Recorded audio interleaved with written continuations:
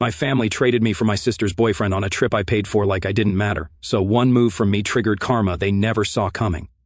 I'm a 30-year-old dude, and I've always been my family's designated problem solver and human ATM. You know the type, the responsible one who silently handles everything, while everyone else lives their best carefree lives. Since graduating college, I've basically been the invisible backbone holding my family up financially. Dad's a high school teacher who coaches basketball on the side. Mom works part-time at a dental office, and they've always struggled with money management. My younger brother Justin, 27 male, is your classic still figuring life out type who's been floating in and out of community college for 6 years. My sister, Kate, 25, female, is, well, she's the Instagram yoga aesthetic girl whose bank account permanently says insufficient funds.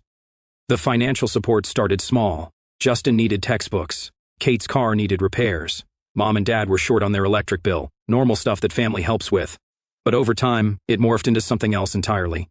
When Justin got kicked out of school for forgetting to submit financial aid forms, guess who paid $7,800 to get him reinstated? Me. When Kate quit her receptionist job to find her purpose and couldn't make rent for 3 months, that was $3,600 from my account. And when my parents' HVAC system died midsummer, I fronted $12,000 for a new one. I co-signed Justin's car loan because his credit score was basically in the single digits. I quietly set up auto payments for my parents' utilities after noticing their lights flickering during a visit. Turned out they were 60 days behind. I sent Kate $2,500 for a second car after she totaled the first one by forgetting oil changes were a thing. The craziest part is that I never complained, not once. My grandfather, a tough old Montana rancher type, was my model growing up. He handled business quietly, no drama, no seeking validation, just silent competence. That's how I operated. Take care of your people, don't whine about it. I make decent money in software sales, not rolling in cash, but comfortable enough to help out while still building my own life. My apartment's modest, my car is reliable but not flashy, and my only real splurge is my hunting gear, quality stuff that lasts. That brings me to what this story is really about. The Montana hunting trip. This wasn't just any vacation, this was sacred territory. My grandfather built that cabin with his bare hands in the 1970s. 3 bedrooms, hand-cut logs, a stone fireplace that heated the whole place. It sits on 40 acres that back up to National Forest, the kind of spot where you stand on the porch at sunrise and see nothing but trees and mountains for miles. I shot my first deer there at 12, gutted it myself while Grandpa supervised. Every Thanksgiving break since I was a kid, the men in the family would head up there for a week. No phones, just hunting during the day and genuine connection around the fire at night. After Grandpa died, the cabin went to my dad and Uncle Mike. Uncle Mike's cool, perpetually late to family dinners, but never, and I mean never, misses a hunting trip. As we got older, I naturally took over planning these trips, booking the cabin time other relatives sometimes use it, making sure licenses and tags were sorted, coordinating supplies. For the past 5 years, I even fronted the deposit, $1,200, that I'd wired directly to the lodge office that manages maintenance when we're not there. Was I detail-oriented about it? Hell yes. I made spreadsheets, I had checklists, I mapped hunting zones. But that's because I actually give a damn about things going well, about everyone having a good time, about nobody getting lost in the woods, or accidentally shooting themselves because they didn't check their equipment. So, when my sister set up a family Zoom in September, I figured it was to lock in dates for the trip. I had already sent in the deposit, and I was ready with my planning documents. I joined the call from my apartment, camera on, headphones in, prepping to run through dates, weather predictions, and even who is bringing the damn jerky this year. Dad, Mom, Justin, Kate, all on screen. Everyone seemed weirdly giddy, like they were sharing some inside joke I wasn't part of. "Hey guys," I said, pulling up my hunting prep document. "So, I've got the deposit in for the last week of November, same as always. I was thinking..." "Oh my God, wait till you hear what happened at yoga teacher training," Kate interrupted, practically bouncing in her seat. "This guru from Bali showed up and chose me to demonstrate the advanced crow pose." What the hell? I waited for someone to acknowledge what I'd said. Nobody did. Justin jumped in with some story about a professor who gave him an extension just because he liked his vibe. Mom started rambling about a new potato recipe she found on TikTok. Dad kept nodding along, occasionally chuckling, like everything was just so damn amusing. I sat there for a full hour, not a single mention of the trip, not once. Finally, I spoke up. "So, are we confirming the hunting trip dates or what?" Mom looked at Dad. Dad looked at Justin. Justin suddenly needed to check his phone. "Oh, we'll figure all that out," Dad said, waving his hand dismissively. "You always get so worked up about the details, Alex. Try to relax a bit this year, will you? Leave the spreadsheets at home." Kate giggled. "Yeah, this year is going to be different. The energy is going to be amazing." Different? What the hell did that mean? The call wrapped up without any actual plans being made. I hung up, feeling unsettled, like I had missed something obvious. The next morning, I texted Justin. So, are we locking in the Montana dates or what? Need to request time off work. No response. 8 hours later, I tried again. Dude, I need to tell my boss by Friday. Are we doing the usual week? Nothing. Radio silence. I figured he was being his usual flaky self, so I called my dad that night. Straight to voicemail. Same with my mom. Weird, but not unprecedented. Cell service at their place can be spotty. What was unprecedented? 3 days of nobody responding to texts or calls. Finally, I called Uncle Mike.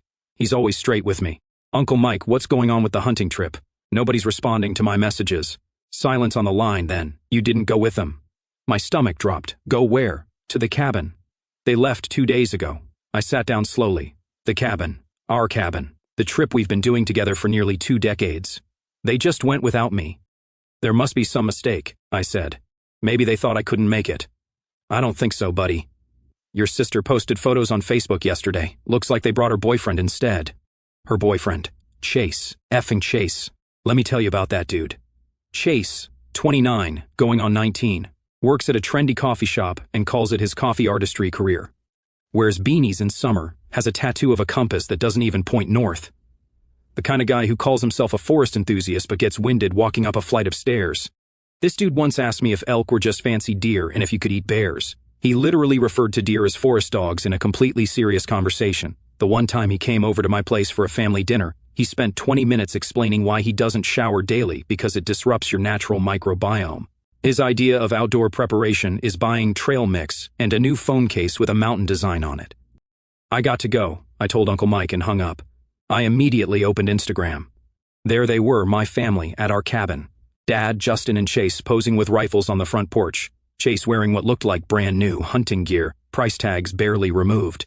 Kate's caption. Annual Thanksgiving hunting trip with my favorite guys. My hands were shaking.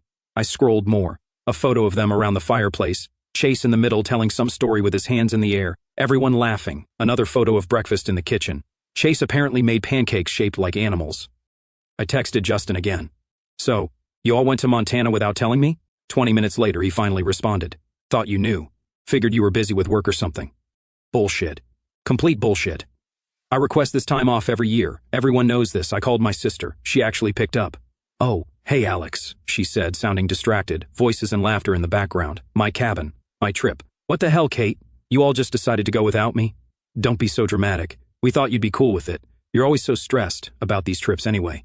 Stressed? I plan these trips. I pay for these trips. That's exactly what I'm talking about, she said. You make everything so intense.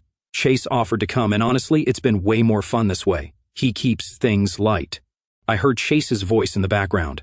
Is that your brother? Tell him I got a whiteboard and made a hunting strategy flowchart as a joke. It's hilarious. They were literally mocking me, my planning, my organization, the things that made these trips actually successful. Kay continued. We just wanted someone who keeps things fun, not intense like you always are. I hung up. Didn't trust myself to respond.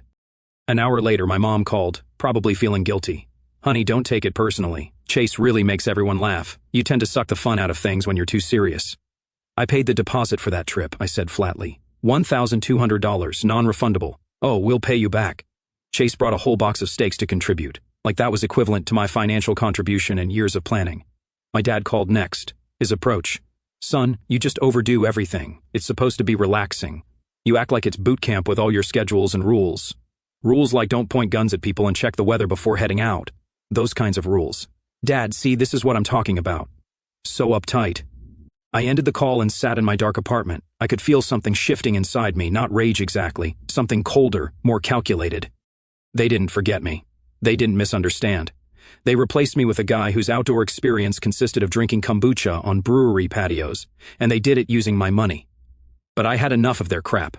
Ever since I became the reliable one, they took me for granted, so that night I opened my laptop and made a spreadsheet. One final spreadsheet. Every automatic payment I had set up for my family, every recurring transfer, every bill I quietly covered, every loan I'd never expected to be repaid. The total made me physically ill, $36,782 over the past 2 years alone. I remember thinking, they want Chase's energy so much? Let's see how they like my energy when it's gone. I logged into my bank account and got to work, just precision, without hesitation. First up was Justin's tuition account. I'd been covering payments through the school portal like some behind-the-scenes sponsor. That access? Gone. He'll find out when the next bill hits, and nobody's there to foot it. Then Kate's car insurance. She linked it to my card last spring, said she'd Venmo me monthly, never did. I pulled the card info, killed the payment method, and blocked the account. Let her figure it out between yoga poses. My parents' utilities came next. I'd set up auto pay for their gas, water, and electric when they started missing due dates. I disconnected every service, reset every login. If the lights go out, they'll know why. The emergency credit card I gave my dad, the one meant for actual emergencies, had slowly turned into his personal tap. I shut it down mid-cycle, no warning, no replacement. And that quiet $350 I'd been transferring to help cover their mortgage shortfall every month, the one they never acknowledged but always counted on, cut off, canceled. It took less than an hour to undo years of support. They never saw it coming, but they were about to feel every single click, all without a single word of explanation. And remember that $1,200 cabin deposit I'd paid?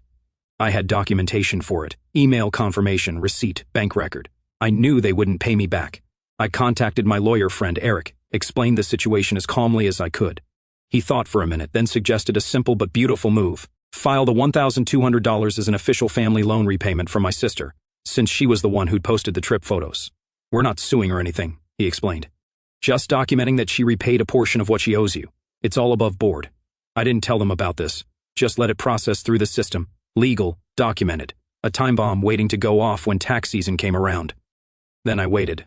It took exactly 9 days for the first cracks to appear. I received a text from Justin. Hey, there's some issue with my student portal. Says payment declined. I read it, didn't respond. 3 days later, Kate, WTF, my insurance got canceled. They said payment didn't go through. I'm driving tonight, need this fixed ASAP again. Raid, no response. My parents lasted almost 2 weeks before my mom called in a panic. Alex, the electric company says our autopay account is inactive and the gas bill is past due. Is something wrong with your bank? No, I said flatly. My bank is fine. Well, can you fix it? They're threatening to shut us off. I'm not fixing it. Silence then, what do you mean? I mean, I'm not paying your bills anymore. Is this because of the hunting trip? Are you seriously that petty? It's not petty to stop supporting people who don't respect me. We respect you. We just wanted a more relaxed trip this year. So relaxed you didn't even tell me it was happening. So relaxed you used my money to do it. It's not like that. I hung up. Let them connect the dots themselves. The texts and calls started pouring in after that. Accusations, guilt trips, anger, panic. I muted them all. My dad tried a different approach a few days later. Son, whatever point you're trying to make, you've made it. This little tantrum needs to stop. Yeah, a freaking tantrum. Interesting word choice, like I was a child refusing to share toys, not an adult who'd been systematically exploited, then discarded.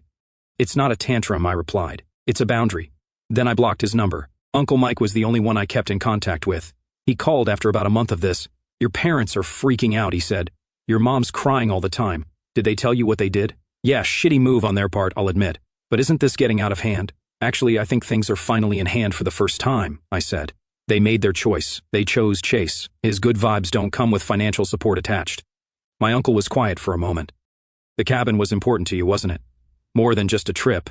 It was the one thing I asked to keep sacred, the one tradition that mattered to me. For what it's worth, I told them they screwed up big time. It wasn't worth much, but I appreciated him saying it. 3 weeks after cutting them off, I stayed quiet. No texts, no hints, just silence. But I needed to see it, not hear about it. I wanted the front row seat to their unraveling. So I made the drive out to the old neighborhood, parked a few houses down just out of view, rolled the seat back, sipped my coffee, and waited. Not out of spite, not even revenge. I just wanted to know what it looked like when reality finally showed up uninvited. It didn't take long. A tow truck showed up like a summoned demon. The guy walked straight up to my brother's Subaru. Yes, the one I co-signed.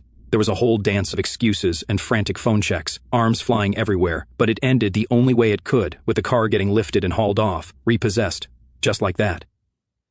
He kicked over a trash can, like that was going to change the payment history, then vanished inside. Mail showed up next. My mom stepped outside and flipped through the stack. I watched her stop dead on one envelope, bright red block letters across the front.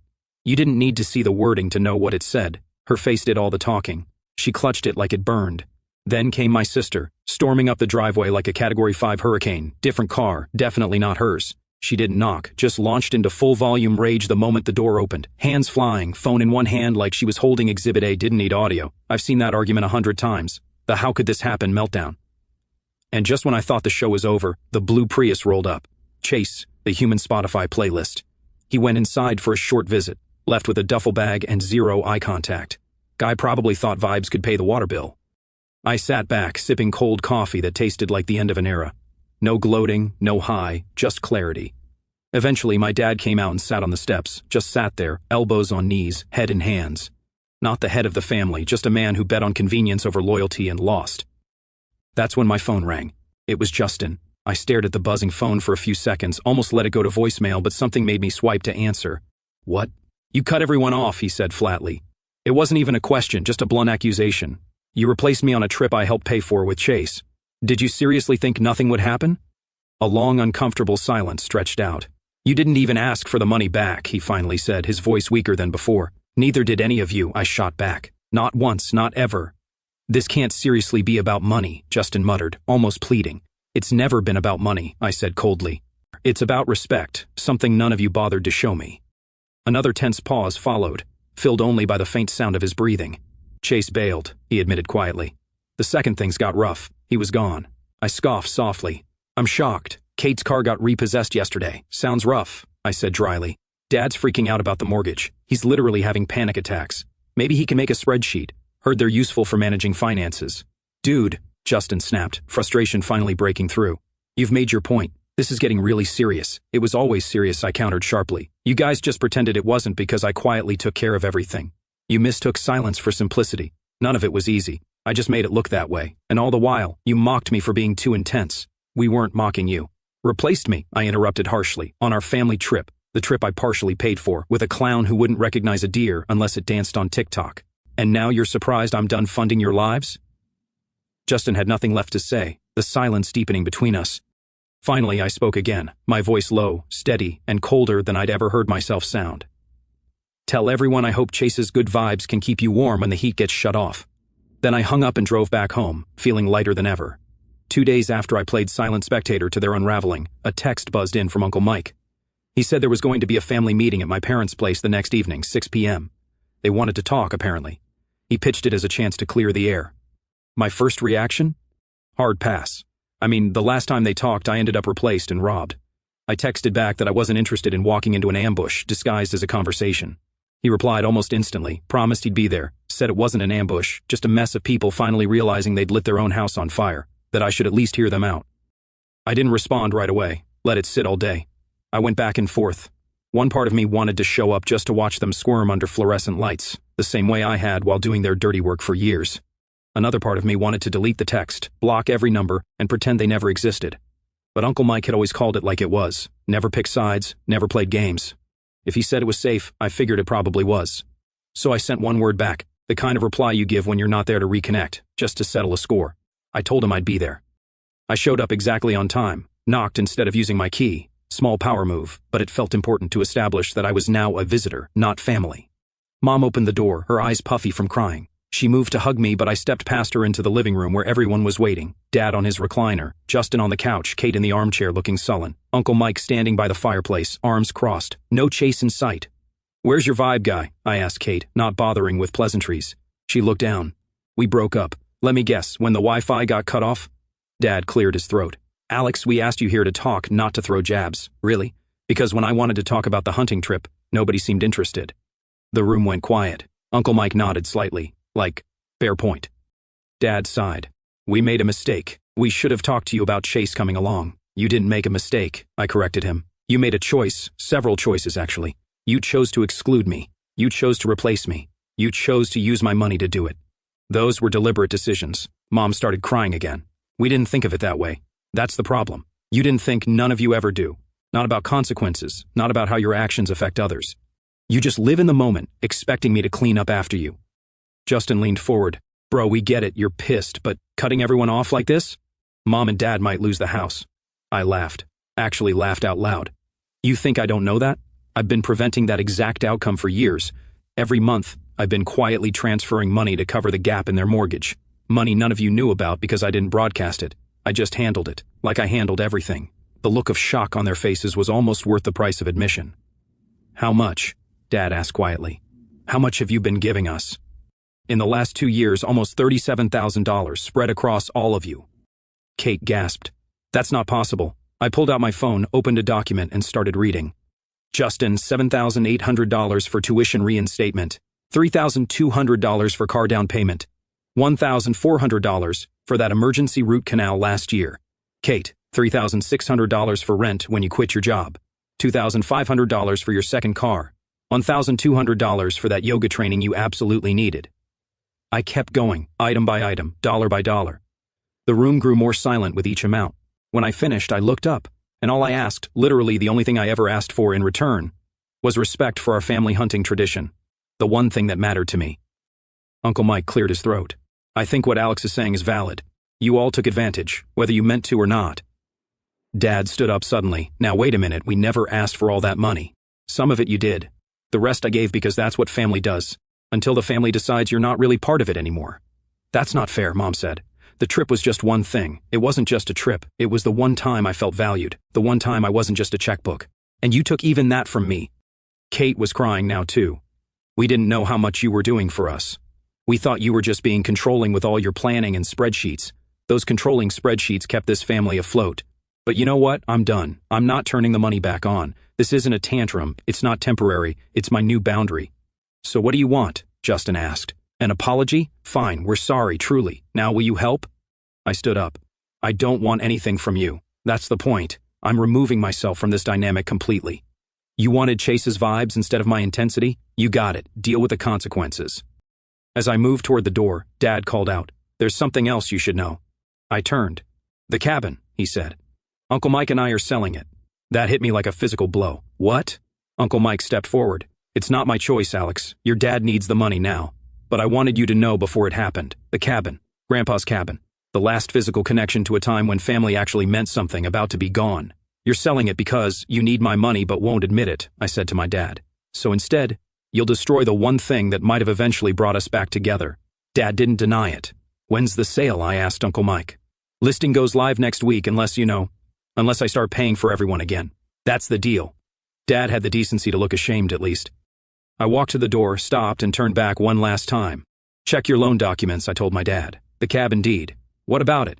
Grandpa wasn't stupid. When he left it to you and Uncle Mike, he included a clause, any sale requires unanimous consent from all legal stakeholders. Go ahead, check who those stakeholders are." The confusion on his face was priceless. When I turned 25, Grandpa's lawyer contacted me. I owned 33% of that cabin, silent partial ownership. I never mentioned it because it never mattered before. I looked at Uncle Mike. "You knew?" He nodded. "I found out last year when I was sorting through some paperwork. Figured it wasn't my place to tell you. So we can't sell without your permission," Dad said slowly. "Correct. And guess what? Permission denied." I opened the door. "Alex, wait," Mom called. "What are we supposed to do now?" I paused. Do what normal adults do, get jobs, pay bills, face reality. Then I left, closing the door quietly behind me. 3 months passed. Winter turned to spring. I channeled my energy into work, got promoted, started dating someone new, a wildlife biologist named Kira, who actually appreciates preparation and planning. Started going to therapy too, which helped me process the anger and learn to establish healthier boundaries. I hadn't spoken to my family since that meeting. Uncle Mike checked in occasionally, told me Justin had taken a second job bartending nights. Kate was working at a call center. My parents had started selling off possessions to keep the mortgage current. I felt nothing when I heard this news. Not satisfaction, not guilt, just nothing. Then, on a rainy Tuesday, a package arrived at my apartment. No return address, just a small box. Inside was a single photograph, me and my dad, shoulder to shoulder, holding up a buck we'd shot together back in 2019, one of the better trips before things went to hell. On the back, written in my dad's distinctive handwriting, "You were the glue. We mocked you for being serious when we should have thanked you for holding us up." Also in the box, a check for $1,200, exactly the amount of my cabin deposit. I sat with that photo for a long time, memories flooding back, good ones from before the betrayal, teaching Justin to shoot, evenings by the fire with Uncle Mike telling outrageous stories that probably weren't 100% true but made us laugh until our sides hurt. The next day, I cashed the check but didn't use the money for myself. I donated it under Chase's name to a wildlife refuge that rehabilitates exotic pets. Chase had once mentioned wanting a pet wolf, so I figured he'd appreciate the irony of funding a place that actively discourages idiots like him from owning wild animals. 2 weeks later, I made a decision. I called my lawyer friend again. "I need to buy out a property share," I told him. "Your family cabin?" He guessed. "Yeah. I want to make an offer for my dad's portion, fair market value." "You're not reconciling with them?" "No, but I'm not letting the cabin go either." The legal process took time. My dad initially refused the offer out of pride, then facing foreclosure on their house, he relented. So I now own 2/3 of the cabin, with Uncle Mike retaining his third. We drew up a formal agreement. I would handle maintenance and could use it whenever I wanted. He had 4 weeks a year reserved for his use. The first thing I did was change the locks. Then I installed a full solar power system and satellite internet, also built a new rifle rack with a special place for Grandpa's old Winchester. I also added something new, a workshop in what used to be the smallest bedroom. Grandpa had been a woodworker in his spare time. I never had the chance to learn from him, but I found his old tools in the storage shed and started teaching myself. There's something calming about creating something with your hands, about the precision and patience it requires, the kind of intensity that actually builds something worthwhile. Memorial Day weekend, I drove up there alone, rolled down the windows as I approached, smelling pine and mountain air. Pulled up to the porch where I'd watched my family laughing with Chase just months earlier. It looked the same, weathered logs, stone chimney, the bench Grandpa had carved from a fallen oak. But it felt different now, quieter, mine. I unlocked the door, stepped inside, and set down my bags. No family drama, no chaos, no expectations, just the cabin, the woods, and the freedom of knowing I'd reclaimed the one thing that had always mattered to me. That first night, I sat on the porch with a cup of coffee when my phone buzzed. A text from Uncle Mike. "How's the place looking?" I sent back a photo of the sunset over the tree line. "Quieter now," I added. "They're asking about you," he replied after a while. "Wondering if you'll ever come around." I thought about that, about the family I'd propped up for years, about how quickly they'd replace me when I wasn't fun enough, about how fast it all collapsed when I stepped away. "Not their decision anymore," I texted back. "This place has a new legacy now." I put the phone away and focused on the mountains ahead. No spreadsheets needed tonight, just me, the cabin, and the knowledge that I'd finally drawn a line that couldn't be crossed. The next morning, Justin texted me. "Did you really buy Dad's share of the cabin?" "Yep." "So what now? We're just done as a family?" I didn't answer right away. Watched an eagle circle overhead, riding thermals with barely a flap of its wings, effortless, free. "I'm not coming to Easter," I finally texted back, "or birthdays or anything else right now. Maybe someday, but not now. You all need to figure out your own lives without me fixing everything. And the cabin, will we ever be welcome there again?" I thought about Grandpa, about what he'd want, about the legacy he tried to create. Maybe someday, but not as guests, as equals. People who contribute rather than take, who appreciate rather than mock, who plan rather than just show up expecting everything to be perfect. He didn't respond to that. I didn't expect him to.